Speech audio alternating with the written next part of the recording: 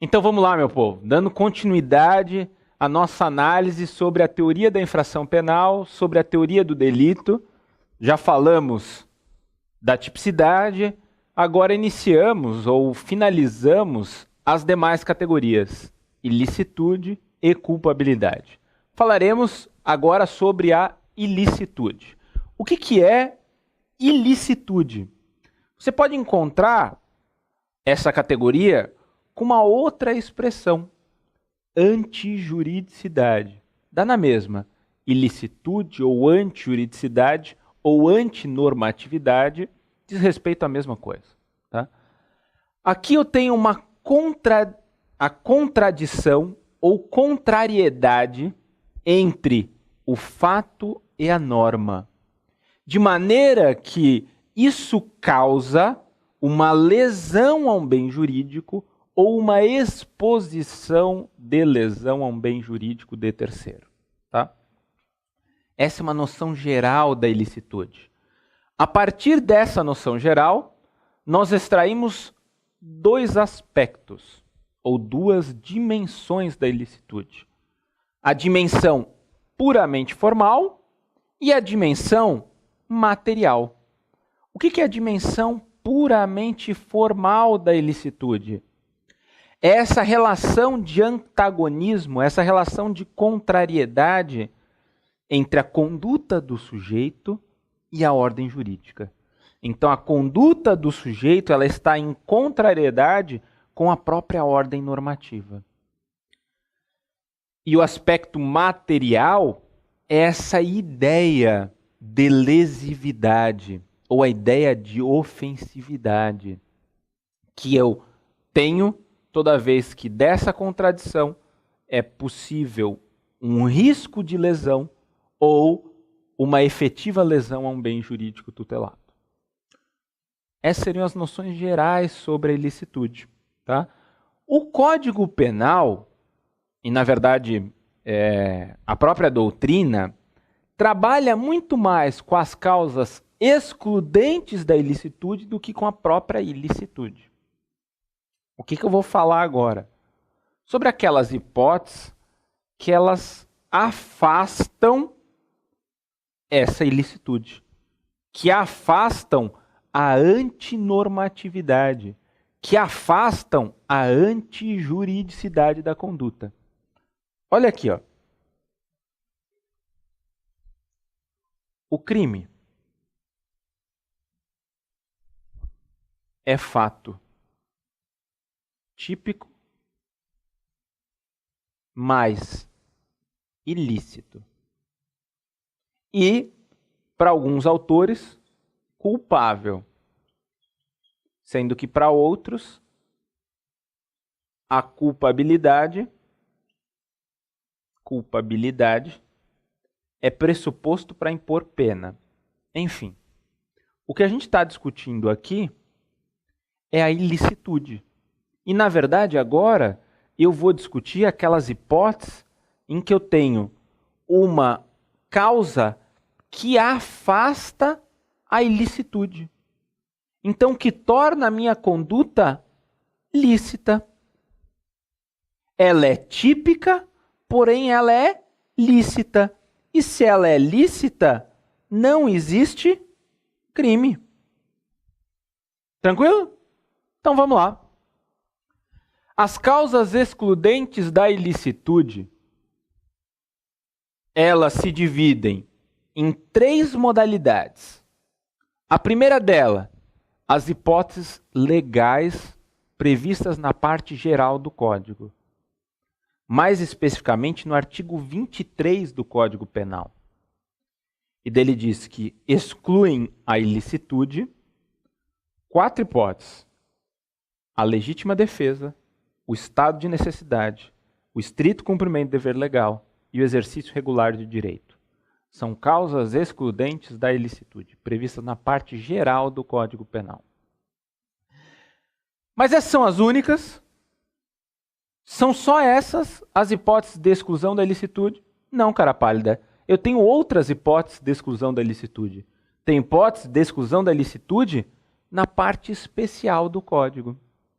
É bem verdade que aqui há uma certa controvérsia da doutrina, mas vários autores vão entender que o artigo 128 do Código Penal, que basicamente, diz que não se pune o aborto praticado por médico quando ele era indispensável para salvar a própria vida da gestante, ou quando a gravidez resultava de estupro e a mulher, concorda no aborto, concorda com o aborto.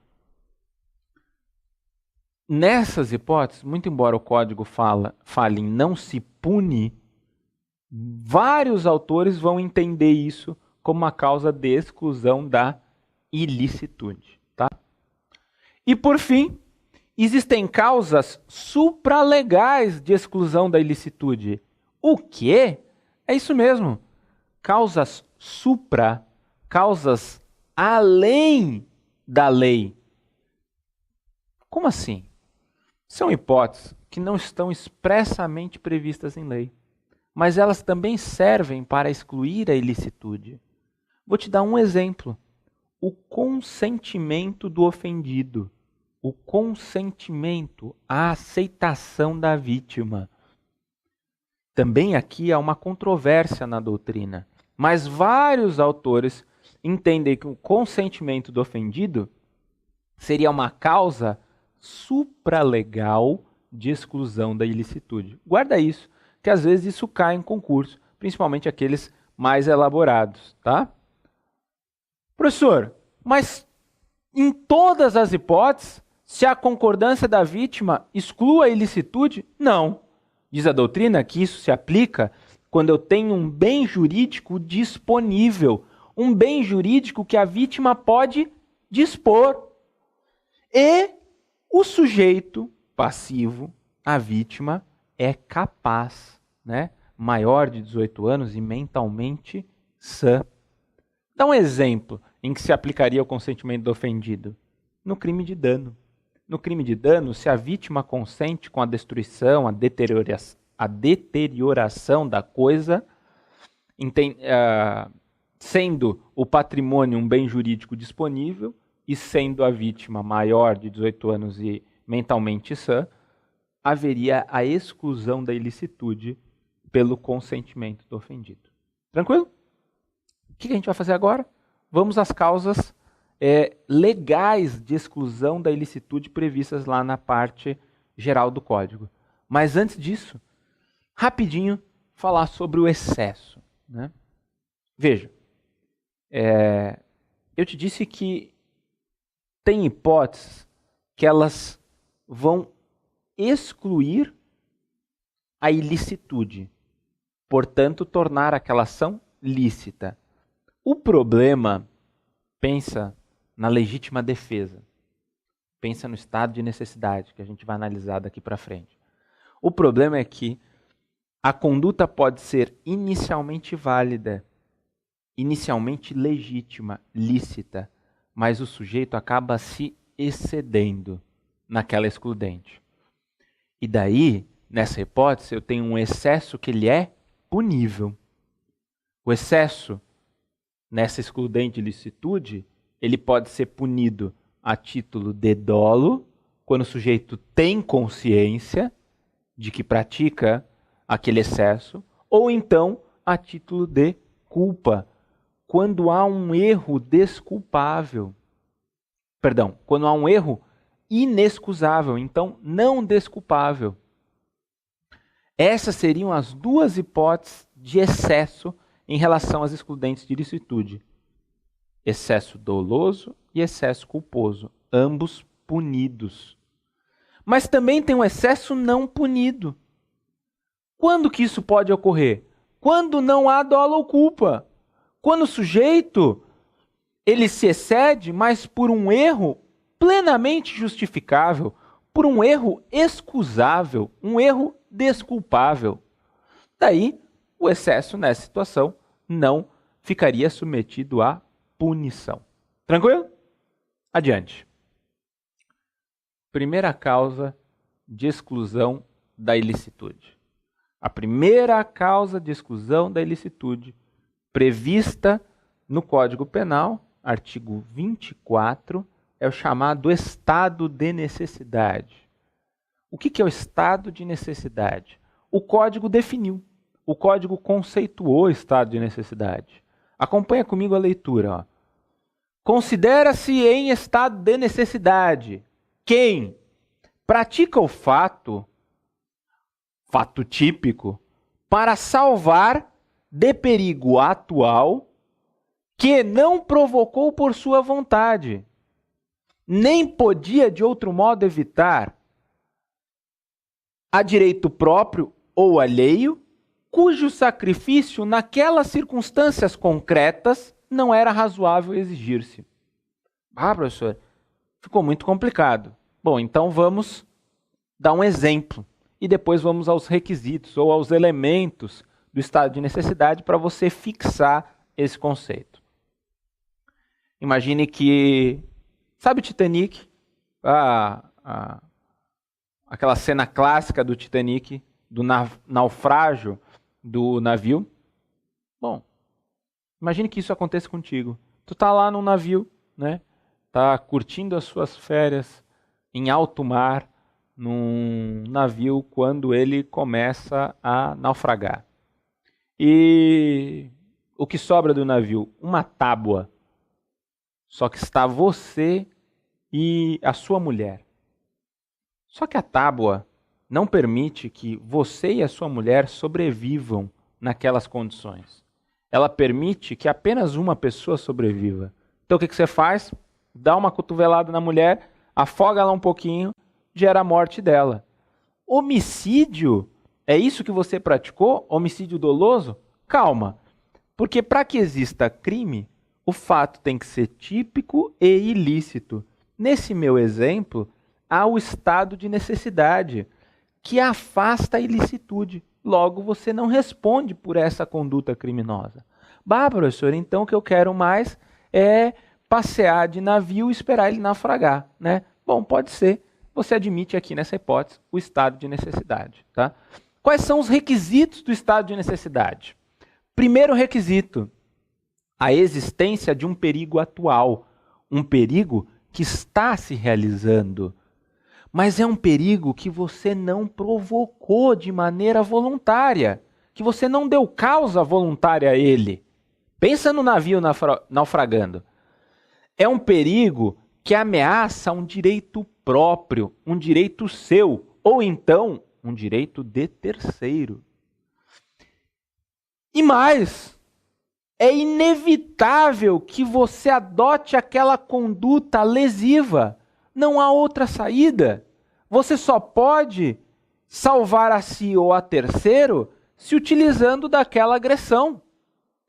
E além disso, há uma relação de proporcionalidade entre os bens jurídicos em conflito. O que eu quero dizer com isso?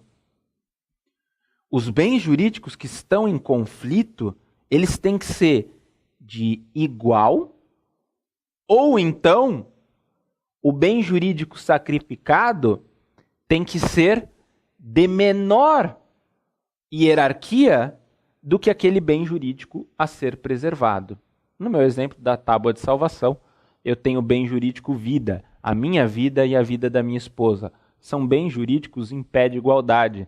Então permite-se que eu mate, extermine a vida dela para salvar a minha própria vida, nesse caso. Porque há proporcionalidade entre os bens jurídicos em conflito. O que eu não posso, o que não é admitido como estado de necessidade excludente da ilicitude, quando o bem jurídico a ser salvo é de menor hierarquia do que aquele bem jurídico a ser sacrificado. Tá? Além disso, para que haja estado de necessidade, o sujeito que pratica a conduta agressiva, a conduta lesiva, ele não pode ter o dever legal de enfrentar o perigo, né?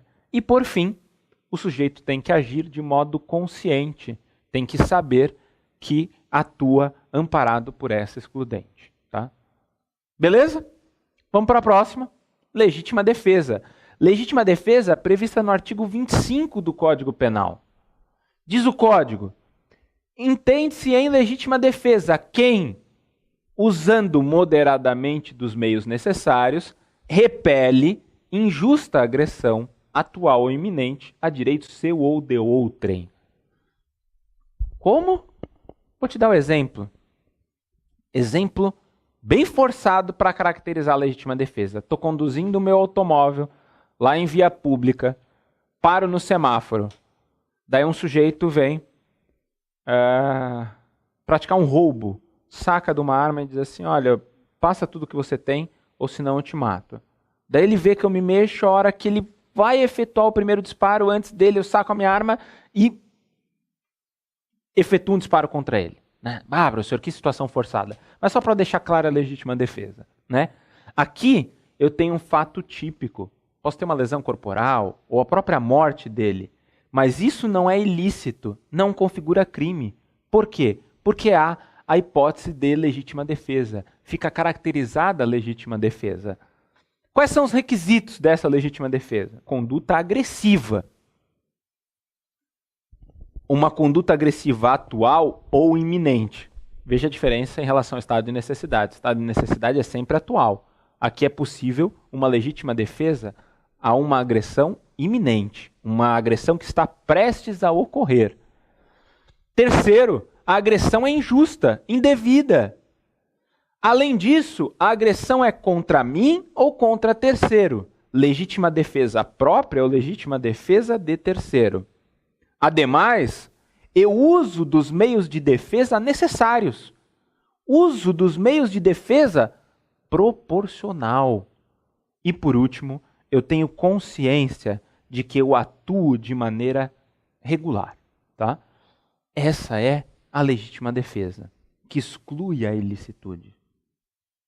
Mas faltam ainda duas hipóteses, lá do artigo 23. O exercício regular do direito e o estrito cumprimento do dever legal. Professor, qual que é a definição do Código Penal dessas causas excludentes da ilicitude? Pois é, cara pálida. O Código não define essas causas excludentes. Por isso que alguns autores dizem que nós estamos diante de excludentes de ilicitude em branco. Por que em branco? Lembra da norma penal em branco? É o mesmo raciocínio.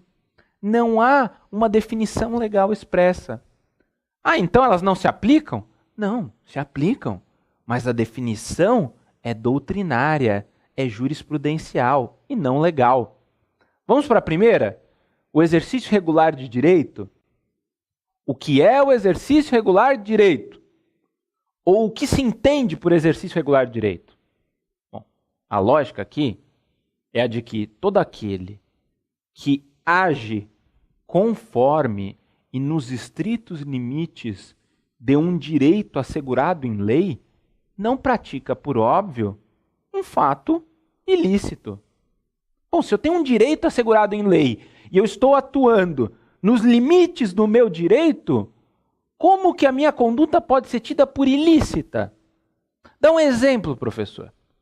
Bom, o flagrante facultativo, eu saio do meu trabalho, vejo alguém furtando um veículo, eu pego o sujeito, pego ele à força, usando da violência necessária apenas para impedir a continuidade daquela ação delitiva, privo ele da sua liberdade e encaminho a ele a uma delegacia. Eu poderia prendê-lo? Posso. É um direito assegurado em lei. Ou então, exemplos mais comuns da doutrina. A intervenção médico-cirúrgica.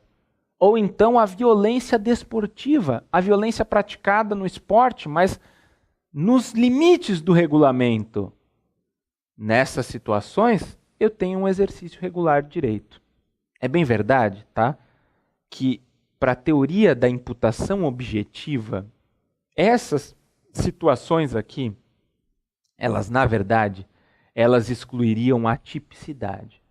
Porque, nesses casos, não haveria um risco proibido na minha conduta. Logo, ela não poderia ser considerada uma conduta típica.